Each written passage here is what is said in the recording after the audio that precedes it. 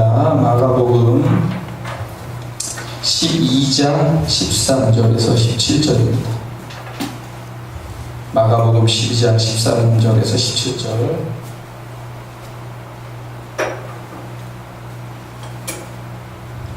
마가복음 12장 13절부터 같이 읽습니다.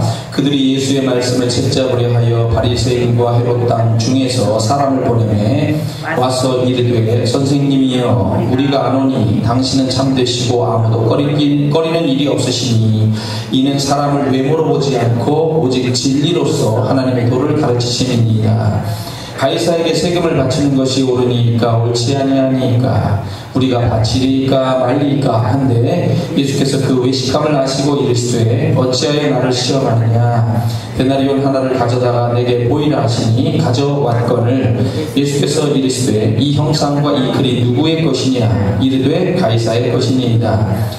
이에 이르시되 예수께서 이르시되 가이사의 것은 가이사에게 하나님의 것은 하나님께 바치라 하시니 그들이 예수께 대하여 매우 놀랍게 여기더라. 아멘. 자, 지금 이 말씀의 제목은요, 계속 지금 성전 안에서 싸우고 있는 중입니다. 그래서 무슨 권위로 일하는가 라는 제목으로 계속 말씀을 드립니다. 오늘 네 번째 시간이 되겠습니다. 자, 이스라엘의 최고 법정으로 얘기하는 것이 산헤드린입니다. 산헤드린 공의회라고 얘기도 하죠. 그 다음에 성전 체제라고도 얘기할 수 있습니다. 이 산헤드린이나 성전 체제를 이끌어가는 대제사장들과 서기관들과 장로들이 유대인의 지도자들입니다. 이 사람들이 하늘의 권위를 가진 예언자 세례요한의 활동 그리고 예수님의 활동에 대해서 인정하지 않았다라고 하는 것이 드러났고요. 예수님과 성전에서 지금 충돌하고 있는 것입니다. 유대인 지도자들은 예수님이 가진 하늘의 권위를 인정하기 싫어했고 여기와 연관해서 어떻게든지 자신들의 실추된 권위와 이득을 위해서 예수님을 코너로 몰려고 했습니다. 특히 예수님이 지난주에 말씀드렸던 12장 1절부터 11절까지의 포도원 비유를 통해서 주인의 권위와 권리를 무시하는 악한 농부들로 예수님이 그 종교 지도자들에 대해서 묘사를 했는데 이것이 그들에게는 심각한 도전이고 모욕이라고 생각했을 것입니다. 이제 이들은 예수님을 올바매야 되겠다라고 생각을 해서 세 가지 질문을 하게 됩니다. 첫 번째는 세금에 대한 문제, 두 번째는 부활에 대한 문제, 세 번째는 가장 큰 계명에 대한 문제를 질문을 하게 되는데 오늘은 세금에 대한 문제를 다뤄보게 되는 겁니다. 자, 오늘 말씀을 보니까 바리새파 사람들과 헤롯 땅의 사람들이 같이 왔다라고 이렇게 되어 있습니다. 자, 바리새인이 누군가? 마가복음 8장을 다뤄오면서 한번 말씀드린 적이 있었는데 좀 더 설명을 다시 한번 드립니다. 자, 바리새라고 하는 말은 불리하다라고 하는 뜻을 갖고 있습니다. 히브리어 파라쉬에서 나온 말인데 잘못된 세상과 분리하여 말씀을 지키고 거룩함을 추구하려는 그런 파입니다. 이 바리새파는 다니엘서의 배경이 되는 것이 BC 2세기경입니다. 원래 다니엘서 내용을 보면 BC 6세기경을 얘기하는 것처럼 되어 있지만 사실은 BC 2세기경을 배경으로 하고 있고 이 BC 2세기경에 헬레니즘과 싸워서 신앙을 사수하려고 하는 경건파인 하시딤의 근원을 이제 갖고 있습니다. 그러니까 하시딤에서 파생된 파가 바리새파다라고 하는 거죠. 알렉산더는 원래 이름이 알렉산드로스입니다. 근데 이 알렉산더 대왕이 죽은 다음에 이제 이 그리스죠. 이거를 그리스를 헬라라고 합니다. 그리스 헬라의 유명했던 왕이었던 이 알렉산더가 죽은 이후에 나라를 3명의 장군이 나눠 가지게 됩니다. 먼저 시리아 왕국이 일어나서 시리아 지역과 이 소아시아, 터키 지역까지를 차지하게 되었고요. 또 이집트 왕국이 아프리카의 북쪽을 또 차지하게 됩니다. 또 나머지 땅은 마게도니아, 그리스 위쪽에 해당하는데 이 마게도니아 본토의 왕국에서 다스리게 됩니다. 그리고 이 세 왕국은 전부 로마에 져서 역사 속에서 이제 사라지게 되는 거죠. 자, 중요한 것은 이 그리스 헬라의 알렉산더 대왕에 의해서 거대한 대제국이 이제 만들어지게 됩니다. 거의 약 인도까지 이렇게 엄청난 대제국이 만들어지게 되는데 동양과 서양이 만나게 되는 거예요. 동양과 서양이 만나게 되고 많은 문물과 문화가 교류가 되면서 사람들의 마음속에 무슨 생각이 드냐면 이 그리스 헬라와 하나가 되어야 되겠다. 우리는 한 민족이다. 마치 그런 개념의 생각들이 나타나기 시작한 거예요. 하나님은 분명히 언어를 흩어놨는데 이거를 자꾸 하나로 만들려고 하는 이제 적그리스도적인 음모라고도 얘기하는데 이런 음모가 나오는 거예요. 그래서 헬레니즘 문화라고 합니다. 이거를 헬레니즘. 헬라의 문화로 하나가 되자. 헬라 문화가 어떻게 보면은 이제 하나가 되자는 것이 좋긴 한데 이게 이제 니즘으로 주의로 이렇게 되면서 각자의 그런 것들이 조금 붕괴가 되는 거죠. 이게 이제 종교적으로 보면 특히 위험성을 갖고 있습니다. 무슨 얘기냐면 서로 섞이는 거예요. 서로 섞여서 발전한다라고 하는 건 좋은데 종교까지 섞이게 되니까 이방신하고 우상이 들어오게 되고 이게 여호와 신앙하고 야훼 신앙하고 같이 섞이게 되는 거예요. 그래서 사람들의 믿음과 영성이 파괴되어 가는 거죠. 정상적인 유대인이라면 이러한 헬레니즘의 문화와 종교적인 성향에 대해서 반대할 수밖에 없어요. 다니엘서에 보니까 다니엘과 세 친구들이 음식 문제 때문에 위협을 받게 됩니다.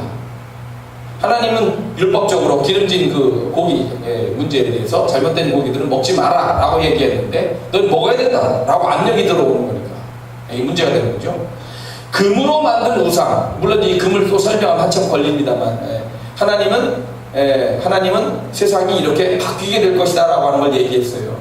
바빌론, 페르시아, 그리스, 로마로 이어지고 또 다른 세상이 이어진다라고 이렇게 이제 얘기하는데 그래서 그 금으로 만든 우상이 맨 처음에 우상을 만들어 놓은 그 상이 금, 은, 동, 철 이런 걸로 흙으로 해가지고 이런 걸로 바뀌게 됩니다. 역사가 이렇게 바뀌는 거예요. 근데 바벨론의 이 느부갓네살 왕이 금으로 다 만들어 버렸어요. 무슨 얘기냐? 다른 나라로 역사가 바뀐다는 하나님의 계시, 다니엘을 통한 계시를 무시하고 바벨론이여 영원하라. 바벨론은 영원하다. 금으로 발까지 만들어서 영원하라. 여기에 무조건 절해라. 바벨론의 나라가 하나님의 뜻이 아니라 나 왕의 뜻에 따라서 영원하게 될 것에 대해서 인정하고 내가 만든 이 우상, 이 바벨론이라고 한 나라에 다 절해라 라고 얘기를 하는 거죠. 근데 그것을 반대하죠. 다니엘의 세 친구들이. 그래서 풀무불에 들어가는데 천사가 구해줍니다. 목숨을 걸어야 되는 문제가 생긴 거예요. 또 한 달 동안 왕 외에 다른 신에게는 기도를 하지 않게 하는 규정을 만듭니다. 왕은 신입니다. 왕이 곧 우리에겐 신입니다. 왕 외에 다른 신에게 기도를 하지 않는 명령을 내리고 그거를 거역하는 특히 다니엘은 사자굴 속에 집어넣게 되는 거예요. 근데 내가 신앙 양심을 갖고 신앙을 가지고 있는 사람으로서 나는 어떻게 행동할 것인가를 고민하게 되는 건데 목숨의 위협을 지금 주고 있는 거죠. 나는 목숨을 그럼 걸겠다는 거죠. 목숨을 걸고 이 상황과 정면 충돌하겠다라고 하는 것이 다니엘과 세 친구들의 신앙의 모습이고 그 모습이 바로 하시딘들의 모습이고 하나님은 그들을 도와서 결국 승리하게 했다는 거예요. 풀무불 속에서도 건져냈고 사자굴 속에서도 건져냈고 말이죠. 음식 문제도 지나가게 했고 말이죠. 자, 그러니까 이 헬레니즘, 세상과 타협하고 신앙의 혼돈을 가져오는 헬레니즘과 맞서 싸운 이 하시딤의 핵심은 시오니즘이에요. 이스라엘을 강조하는 시오니즘이라는 거죠. 헬레니즘과 시오니즘 맞서 지금 정면 충돌하고 있는 모습을 그리고 있는 거예요. 그리고 이런 하시딤의 유산이 곧 바리새파로 연결이 되고 있는 것이고요. 물론 거기에 또 우리 열렬당이라든지 산속에 들어가서 신앙을 지키려고 했었던 SNF파 이런 파들의 전통도 다 그런 파들이에요. 신앙을 지키려고 하는 거니까 그런 흐름으로 영향을 받은 거죠. 자, 그리고 하시딤은 발전해서 BC 1세기경에 예수님 당시에 온건하게 율법을 지키려고 하는 힐렐학파, 그리고 완벽하게 또 이렇게 율법을 지키려고 하는 샴마이 학파로 발전하기도 합니다. 근데 여하튼 중요한 것은 이방인과 분리하고 이방인의 문화를 배격하는 이 바리새인들은 로마 황제인 가이사, 원래 이제 그 헬라적 말로는 케사르라고 합니다. 가이사, 한국말로 가이사라고 번역한 황제에게 세금을 내는 것에 대하여 당연히 반대하겠죠. 좋아하지 않으니까요. 우리의 걸 지키고 적과 싸워야 된다라고 생각하니까 우리는 세금 내는 거 반대합니다. 이런 흐름이 가는 거예요. 그래서 바리새인들은 개념이 원래 반로마 집단이에요. 반로마 집단이다라고 볼 수가 있는 겁니다. 개념이. 자, 그 다음에 헤롯 땅이 있습니다. 헤롯 땅. 자, 헤롯 땅은 헤롯을 따라간다는 거예요. 헤롯 가문이 네 왕이 정치를 했는데 이 헤롯이 가지고 있는 그 헤롯 가문의 특징들이 뭐냐면 정치적인 욕심이 있어요. 한 자리 차지하려고 하는 거죠. 그래서 여러 가지 그 황제와 연관해서 줄을 대고 그렇게 해서 그 한 자리를 차지한 거예요. 지역 왕을 차지한 거예요. 분봉왕이라고. 그리고 지배하는 거를 할 때 자기들이 그 에돔 족속이란 말이에요. 에돔 족속이기 때문에 에돔 족속이 야곱과 에서의 집안에서 에서 집안에 해당하는 거죠. 에서 집안에 해당하는 이 족속들이 이 야곱의 족속인 유대인들을 이렇게 다스리게 되니까 이 유대인들 입장에서는 자존심이 상하는 거예요. 복을 받은 우리가 왜 에돔 족속에게 지배를 받아야 되느냐라고. 그러니까 이 충돌이 일어나게 되죠. 그렇기 때문에 정치적으로 이 사람들에 대해서 압박을 가하고 학살을 하고 죽이고 이렇게 하게 되는 거죠. 헤롯 땅은 권모술수를 포함하여 학살을 하고 이렇게 해서 지배하려고 하는 강한 욕구를 가지고 있는데 로마를 등에 업고 지금 정치를 하는 겁니다. 그래서 이 헤롯 땅 사람들은 그 헤롯의 정치에 찬성을 하는 거죠. 충성하는 겁니다. 거기에 소망을 두겠다는 겁니다. 그 사람들이 주로 누구냐? 사두개인들입니다. 사두개인들은 현세 지향적이고 친로마적이고 체제 유지적인 귀족 집단입니다. 메시아 운동에 대해서 반대하는 거예요. 이스라엘만의 이런 독자적인 독립이나 새로운 세상을 만들어보자는 이런 운동에 대해서 반대하고 중간에 나타나서 돈 주고 쉽게 얘기하면 귀족 자리나 종교적인 자리를 사서 매매해서 그리고 흉내만 내면서 신앙생활을 하고 있는 그런 사람들이죠. 세상 속에서 인기와 권력을 얻고 기득권을 유지하려고 하는 세속주의자들입니다. 그렇기 때문에 예수님에게서부터 지적을 받았어요. 주로 사두개인들이 구성되어 있는 것이 헤롯 땅이에요. 자, 여하튼 헤롯 땅은 헤롯을 지지하며 로마에 대하여 호의적이기 때문에 당연히 로마의 세금을 충실히 내는 집단입니다. 친로마 집단이에요. 그러니까 바리새인의 원래 흐름은 반로마적이고 신앙의 순수성을 찾으려고 하는 그런 것인데 이 바리새파와 친로마적인 헤롯 땅 그리고 핵심되는 것이 이 사두개인들이란 말이에요. 이 사람들이 같이 함께 지금 권위를 갖고 있고 권력을 장악하고 있는 겁니다. 자, 근데 여기서 질문을 하나 할 수가 있습니다. 뭐냐면 그러면 이 사람들이 헤롯 땅의 핵심 멤버들이 주로 사두개인이라고 한다면 이 마가복음을 쓸 때 그러면 바리새인들과 사두개인이라고 이렇게 딱 말을 하면 되잖아요. 종교 지도자들이니까. 근데 왜 바리새인과 사두개인이라고 안 쓰고 바리새인과 헤롯 땅이라고 썼을까? 물론 그 이유는 나오지 않지만 제가 추정을 해봤습니다. 뭐냐면 예수님의 활동, 이 메시아이죠. 메시아 운동을 할 때 그 메시아 운동의 적대자가 종교 지도자들만이 아니라는 거예요. 그렇죠? 우리가 하나님이 오실 때 하나님의 역사에 대해서 반대하는 사탄적인 적그리스도적인 세력은 단순히 한 부분에 있는 사람들만이 아니고 이 세상 전부죠. 그러니까 쉽게 얘기하면 종교적인 일을 하는 사람들만이 아니고 정치적인 일을 하는 사람들도 마찬가지라는 거예요. 우리가 예수님이 탄생할 때도 보지만 헤롯이 가증하게 거짓말을 하잖아요. 동방박사한테 나도 가서 절을 할 테니 잘 알려달라. 어딘지 내가 가서 죽여버릴 거예요. 이걸 숨기고, 그죠? 그러니까 하나님의 역사에 대해서 그들은 따라갈 것처럼 하면서 아니게 오히려 대적하고 있다는 거죠.